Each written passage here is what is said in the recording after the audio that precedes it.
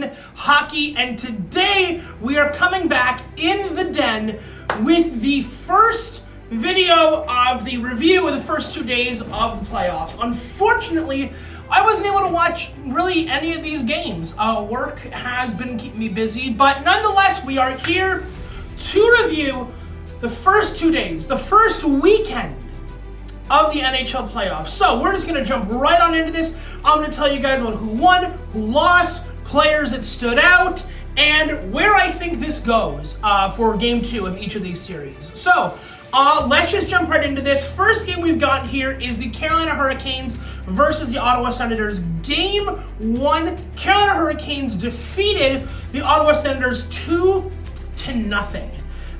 So this game was basically what I figured it would be. I'm a little surprised Carolina didn't get more scoring. The first period, both teams didn't score anything. It wasn't until the second and the third period that the Carolina Hurricanes actually started getting some scoring, which is surprising given the fact that Carolina had almost 30 shots on net through the entirety of the game and only managed to put in 2. And Carolina is such a good offensive team. I'm really surprised Ottawa actually managed to, for the most part, keep up. A 2-0 loss is nothing for Ottawa to be ashamed of. I mean, Ottawa is holding, the Ottawa Senators are the worst team in the Eastern Conference playoffs, and they're holding off the #1 Eastern Conference champions to 2-0 game. So we'll go on Ottawa. Frederik Andersen, he started for Carolina, and he posts a shutout. Logan Stankoven, who is arguably probably one of the most underrated forwards in the NHL. I think he's absolutely fantastic. He got a goal and an assist for 2 points. And Taylor Hall, ex-Devil. I wish we still had Taylor Hall. I kind of love how Taylor Hall's career is in its full-on renaissance period. Taylor Hall goes from Edmonton, not finding any success there, still a good player, and then leaving Edmonton, coming over to New Jersey. He bounces to Boston. New Jersey, you know, he wins the Hart Trophy, only Devils player to ever win the Hart Trophy in the entirety of the franchise history, and then goes to Boston, finds some success, and then goes over to Carolina and becomes one of their most steady players. He's still a top 6 guy, given the fact that he is getting older. So like I said, Stankoven, he gets the first goal in the second period, assists by Blake and Hall, and then Taylor Hall scores the third period goal to make it 2-0 with assists from Stankoven and Blake. So Blake, he gets 2 points as well. Stankoven gets 2 points. Hall gets 2 points. Frederik Andersen, he comes up with a shutout. Good to see Frederik Andersen still being able to post shutouts in playoffs of the NHL. He had a rough go in Toronto, and he's had a rough go the last couple of years, so great to see him rebound. Ottawa had 22 shots on net, so it's not as if there wasn't anything coming at Andersen. Granted, it's only 6 or 7 shots a period, but I mean, what are you gonna do? There was a controversial moment in this game, however, where Ottawa thought they had a goal. They shot it into the net, and Andersen ends up making a really good glove save. But Andersen gets, either he falls backward into the net or he gets pushed into the net, and the glove, you can't tell if the glove or the puck inside his glove actually goes over the goal line. It's one of those calls where, and they did review it. They paused the game. They visited, New York or Toronto, wherever they do their video replay, and they determined they could not tell for sure whether the puck had crossed the line. You couldn't even really tell whether or not the whole glove had gone past the line, let alone the puck. And the rules are pretty clear. Unless you can tell the puck has gone fully over the ice, over the goal line, and you can tell for certain that puck has gone over, there's no way to officially call this a goal. So they called it a no goal. Ottawa thought they got robbed there, but it is what it is. So go check that out if you haven't seen the clip of that. Okay, on to game 2, because I'm going to only try to do maybe do replays of this in the first. Every review will get 5 minutes. So we move on to the Minnesota Wild versus the Dallas Stars. And this is a game I thought was going to be a lot closer. I really did. The Minnesota Wild absolutely punched a hole through the heart of the Dallas Stars. Let me say why. Minnesota Wild won that game 6-1. 6-1. It is the biggest playoff boom to open the playoffs out of literally any game. So Minnesota wins 6-1 there. It was a really good game for everybody involved. Joseph Wallstedt, the Minnesota Wild goaltender who just started his NHL career literally this year, he had a .964 save percentage where the Dallas Stars had 28 shots on net and he only allowed 1. Kaprizov got a goal and 2 assists, so he had 3 points, and Zuccarello had 3 assists. This is a game which just scoring came naturally. You had scoring in the first period by Joel Eriksson, assisted by Boldy and Zuccarello. The second period, Kaprizov scores, assisted by Hartman and Zuccarello again. Hartman then scores, assisted by Brock Faber and Quinn Hughes. And Matt Boldy scores, assisted by Kaprizov and Eriksson. And then Robertson finally gets Dallas on the board, and his goal is assisted by Johnston and Heiskanen. Third period, Minnesota they continue to just clamp their foot on the throats of the Dallas Stars. Eriksson gets a goal, Kaprizov and Zuccarello assist, and then Matt Boldy scores an empty netter, unassisted. I'm just looking at some of these goals here. 2 of the 6 goals from Minnesota were on the power play, and the Jason Robertson goal for Dallas was scored on the power play.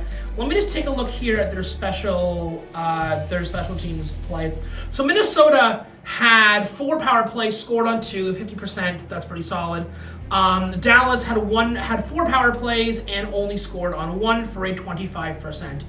So already Minnesota special teams is coming in clutch. And you know what? If you take 10 penalties the entire series, or if you get 10 power plays the entire series, or even 20 power plays, you're scoring 10 goals.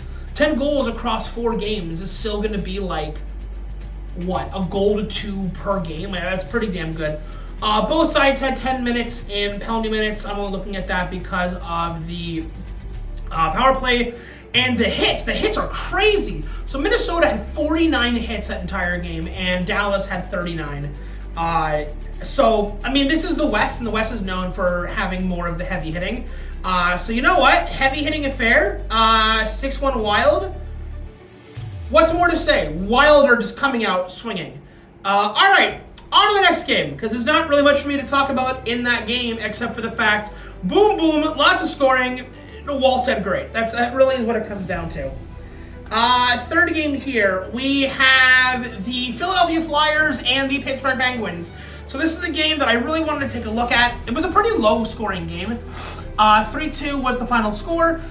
Philly had 20 shots on net. Pittsburgh had 18. Pittsburgh, I think, didn't do horrible, and the fact that Stuart Skinner is in net for Pittsburgh definitely was a concern of mine. I openly said in our Eastern Conference playoff prediction, if you haven't watched that, go check that out. I openly said that I was really wondering how Stuart Skinner was going to perform. 3 stars of the game are third star, Evgeny Malkin. He gets a goal and an assist. I told you, you can never count out Crosby, Malkin, Letang. They're just always going to be there. 2 points for Malkin, and the second star goes to Martone, P. Martone for Philly. He gets a goal, and Sanheim gets a goal as well. First period, there's no scoring. First period, there's absolutely no scoring here. Shots are 9-5 for Philly in the first period, but end up with no score. Second period is when Philadelphia finally breaks the tie. Jamie Drysdale, I can't say his name. Jamie Drysdale scores his first in the playoffs, assisted by Zegras and Barkey. They get a goal, and then Evgeny Malkin ties it up about 6 minutes later, where he scores, assisted by Novak and Raquel. Novak and Raquel have been with Pittsburgh for, I think, at least 2 or 3 years, so they're definitely space staples on the team right now. And the third period, they go in tied. The second period shots, let me find that, let me pull that up. Second period shots are 7-6. In favor of Philly. So again, not a whole lot of shooting. It seems like this is a pretty good defensive back and forth. And in the third period is when the Flyers decide now is the time to just end the game. Sanheim scores from Ristolainen and Dvorak, And Porter Martone scores the game winner from Konechny and Ristolainen. Ristolainen gets 2 points, good for him. And then Brian Rust tries to revive the Pittsburgh hopeful dream with about a minute and 1 second left. He scores, assisted by Malkin and Erik Karlsson, and the game ends 3-2. You know, if Russ had scored a little bit earlier, if Russ had even scored 5 minutes beforehand, this game is 2-2. This game is 2-2, and now it's an even game. Because Philly was still applying pressure, you know, they were able to hold him down. The shots in the third period were 4 for Philadelphia and 7 for Pittsburgh. So it's not as if Pittsburgh wasn't applying the pressure. They just couldn't crack Philly's defense and Philly goaltending. Just taking a look, penalty kill for both sides was 0%. Philly had 3 power plays, Pittsburgh had 2. Holy hell, the hits! Hits for Philly were 40 hits. Hits for Pittsburgh was 41 hits. These are some drag 'em out, beat 'em up, bruising playoffs. Which, you know, you gotta love it. You gotta love when people just like throw caution to the wind and throw the body around. Gotta love it. So yeah, that makes sense as to why there were literally no shots. Because every time you walked into the zone, you got hammered by somebody. But yeah, Philly ends up taking that game, and it is 1-0 in this series for Philly. On to the next one. We have, after the Philly-Pittsburgh game, we have the LA Kings and Colorado Avalanche. Now this one was, I'm sorry, I didn't get a chance to see it, but I'm going to imagine that this is Colorado Kings. You all know my feelings on this. Colorado, 32 shots on net for the whole game, LA 25, and that game ends 2-1 for Colorado. They take game 1. I said it would most likely be a sweep. I still stand by that. But let's take a look at how this game goes. So again, first period, nobody scores. First period, LA and Colorado are pretty much going at it. However, Colorado is hammering the LA net. Shots in the first period are 11-5. And then we move into the second period. And the second period, it's Artturi Lehkonen who gets a goal assisted by McKinnon. And that's the end of the second period. So we end the game 1-0. At the end of 2, this is not a high-scoring game, which I was a little bit surprised because Colorado is a machine, a well-oiled, snow-covered, mountainous machine.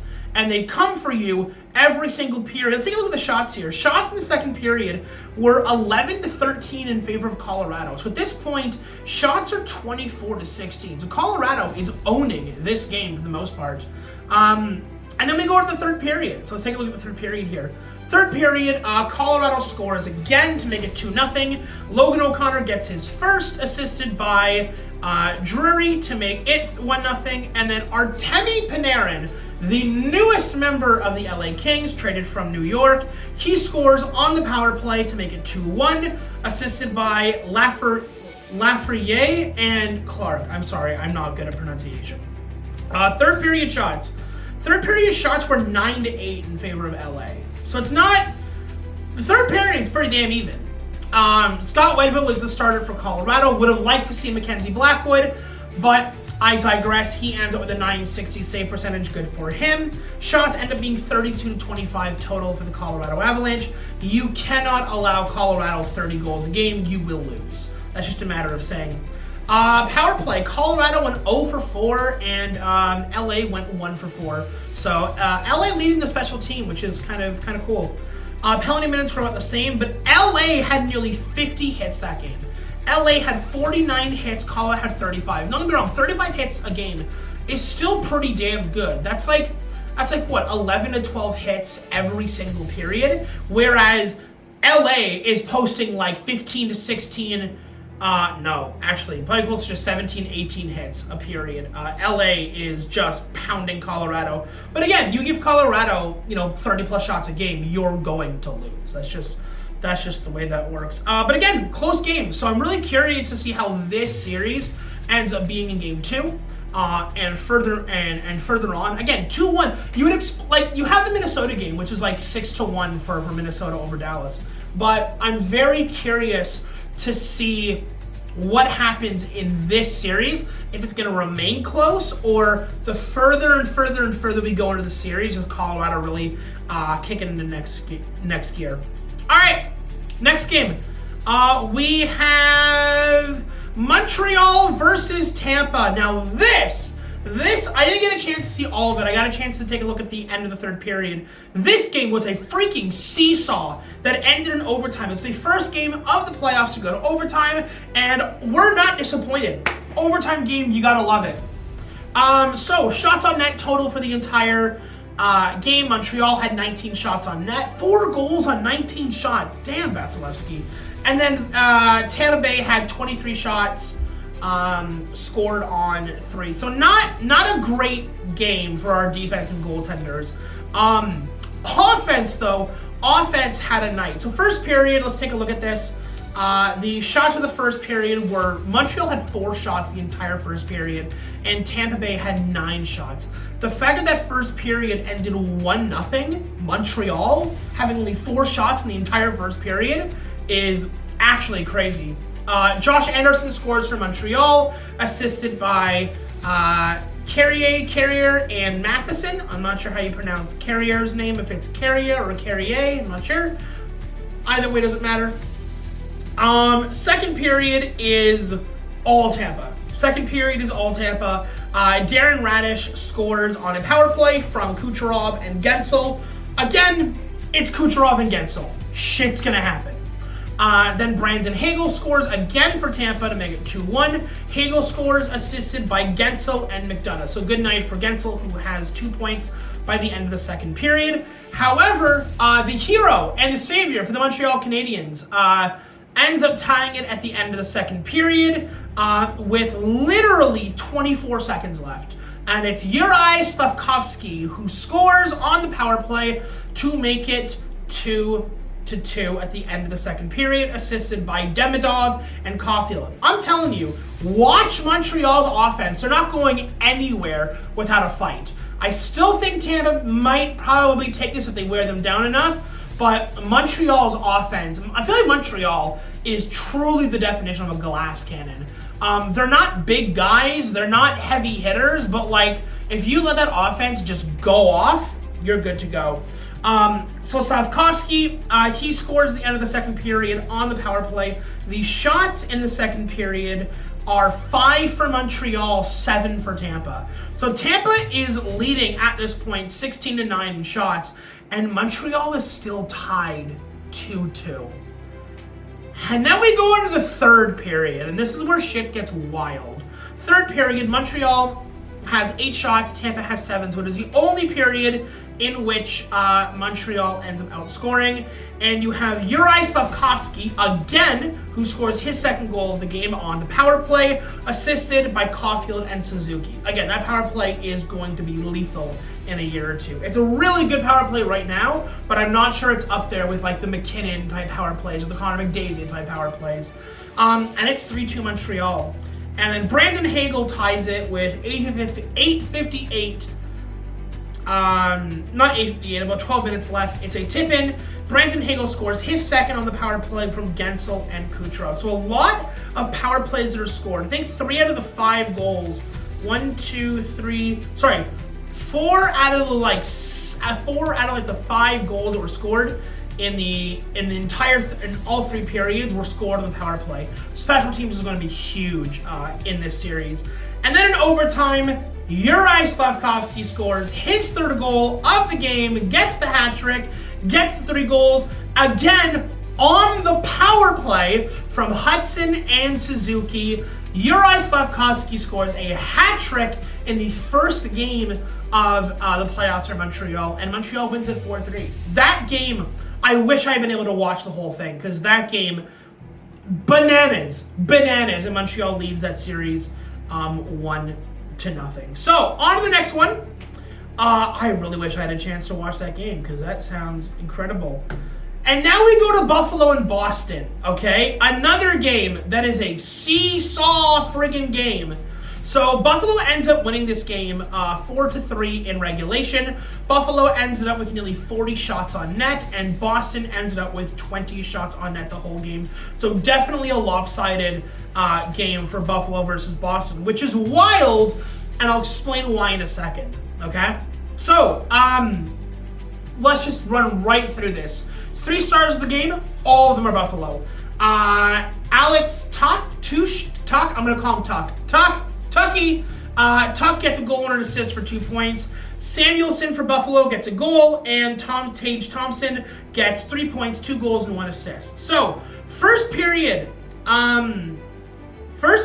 is a 14-9 for shots for Buffalo. 14-9. You give up 15 goals in a goddamn first period, you know you're heading the wrong way. But what's crazy is that Boston's defense and goaltending held through and did not allow a single goal on 15 shots in the first period. In fact, it's the opposite. Morgan Geekie for Boston ends up scoring, makes it 1-0 at the end in the first period, assisted by Pasternak and Zadorov. And the end of the first period, despite having 14-9 in shots, it's Boston who leads the first period, and it's 1-0. Then we go into the second period, where Buffalo again puts up 13 shots to Boston's 4 shots. So at this point, the shots are 27-13 for Buffalo. And yet it's and yet nobody scores a goal in the second period. Nobody scores. 27 shots on net, and Boston lets in 1 on a Buffalo offense, which has been hotter than the goddamn sun, okay? Then we enter the third period. And shit gets wild here, okay? Third period, Boston scores again, and it's 2-0, okay? Here are the shots, by the way, in the third period. 11-7. This is why you have 38 shots versus 20, okay? Boston scores again, and it's 2-0 Boston. At this point, Buffalo's got to think, what do I have to do to get a goal here? But then Buffalo prays, and a miracle comes down. Buffalo ends up scoring 4 goals in a row. Tage Thompson starts it out. He gets 1, and it's 2-1 assisted by Krebs. It's a wraparound. Then Tage Thompson does it again. Says, boys, on my back, I'll do it myself. And he scores with an assist from Tuck. And now it's 2-2.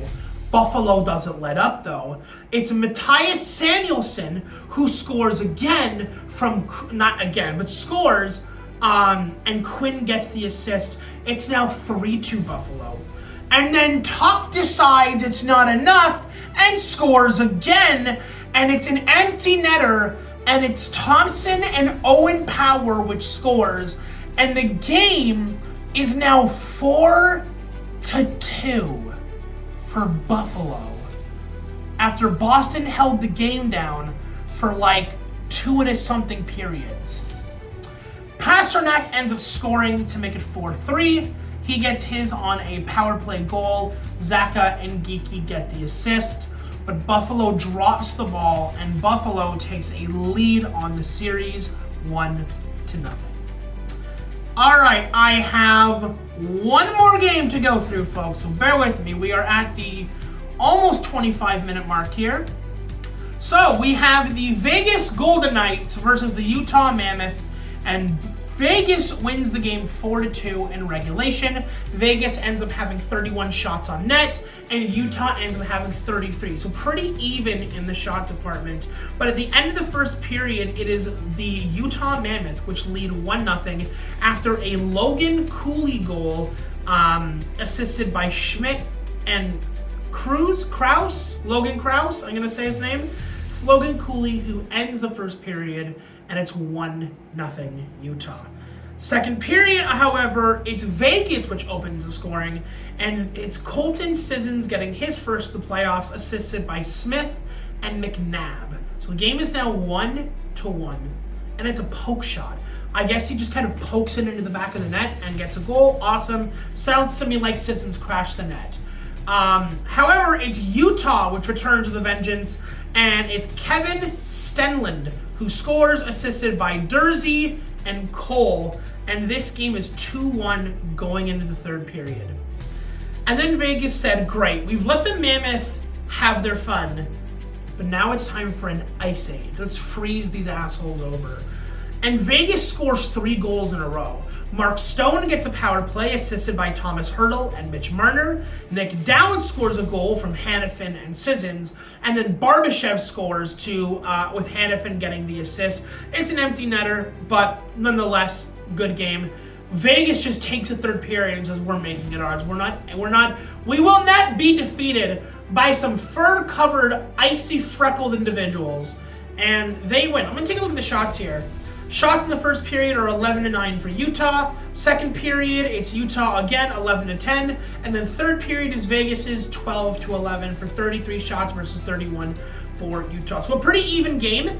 Carter Hart ends up with a .939 save percentage. Colton Sissons takes home the second star of the game with a goal and an assist. And it's Nick Dowd which scores the game winner. He gets a goal. That's just what it is. So yeah, that is really the first 2 days of playoffs. I wasn't able to watch because again, work has been a son of a bitch. But it's all good. I won't be able to watch tonight's games. Again, I've got work. However, tomorrow night, I'll be able to finally sit down and watch a full NHL playoff game. I'll be watching from home. You guys will be getting a video tomorrow in regards to tonight's games. So tonight we've got Philly-Pittsburgh, game 2 at 7 o'clock Eastern Standard Time. We've got Ottawa-Carolina at 7:30 Eastern Standard Time. We have Dallas-Minnesota at 9:30 Eastern Standard Time. And Anaheim versus Oilers, which finally get their series going at 10 o'clock at night. Again, I won't be able to watch really any of these games. Maybe I'll come home and watch part of the Oilers-Anaheim game, depending on what time I get home at. But yeah, so on that note, we managed to go through 5 or 6 NHL games in 26 minutes. More like 27 minutes. But yeah, on that note, guys, take it easy, and I will see you guys tomorrow when we go over 3 Game 2s and Anaheim and Edmonton's first game of the series. Adios.